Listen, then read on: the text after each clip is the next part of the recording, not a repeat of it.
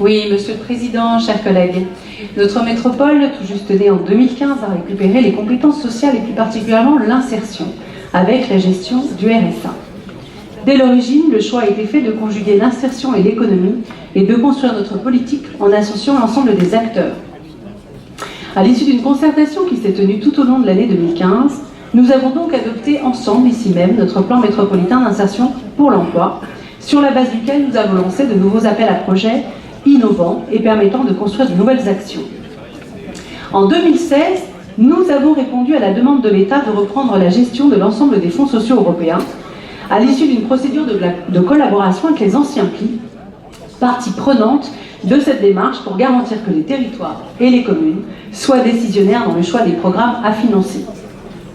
Nous en avons aussi profité pour sécuriser les acteurs en leur allouant une avance de 50%, en construisant des programmes ambitieux visant à soutenir la croissance intelligente, durable et inclusive.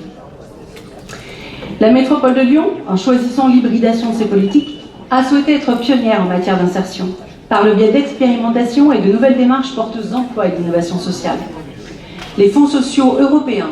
mobilisés dans le cadre de notre PMIE, ont fortement contribué à renforcer l'accompagnement des publics les plus éloignés et plus globalement, notre politique d'insertion avec une mobilisation sans précédent des entreprises participantes, je pense notamment à la Charte des Villes, a pu être particulièrement participative avec l'ensemble des acteurs économiques. Sur cette période 2017-2020, les crédits FSE ont représenté une somme de 22 millions d'euros. Au regard du cadre de performance mis en place par la Commission européenne, et il est particulièrement rigoureux, nous avons dépassé les objectifs fixés par la Convention de subvention globale FSE concernant les publics cibles. Sur l'ensemble des bénéficiaires d'une action FSE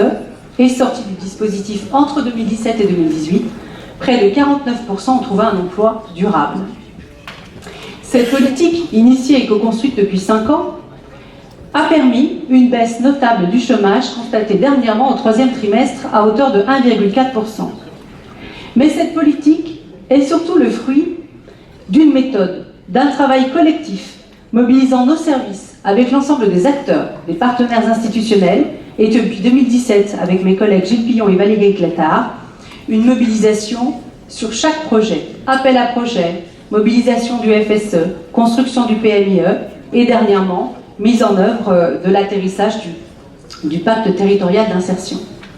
Et c'est encore ainsi que le 23 et 24 octobre, lors de la 4e édition de ce village des recruteurs que nous avions eu la chance d'initier sur notre territoire, nous venons de battre un nouveau record de fréquentation avec 2000 personnes accueillies et une mobilisation sans précédent.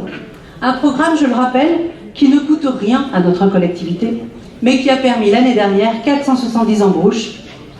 et qui s'est décliné cette année suite à une démarche exigeante sur d'autres territoires de la métropole pour valoriser des filières, à l'image du Lab des recruteurs qui a eu lieu à Saint-Fond autour de notre filière de la chimie. Une métropole qui doit justement permettre à l'ensemble de ses habitants de bénéficier de la dynamique de notre territoire et poursuivre la mise en œuvre d'actions innovantes et de programmes leur permettant un retour à l'activité, un retour à l'emploi, tout en travaillant sur les filières en tension qui peinent dans le même temps à recruter. S'il reste beaucoup à faire, les outils et les méthodes que nous avons mises en œuvre devront nous permettre et pourront nous permettre de construire des réponses collectives encore plus efficaces pour l'accompagnement des personnes les plus éloignées de l'emploi. Je vous remercie.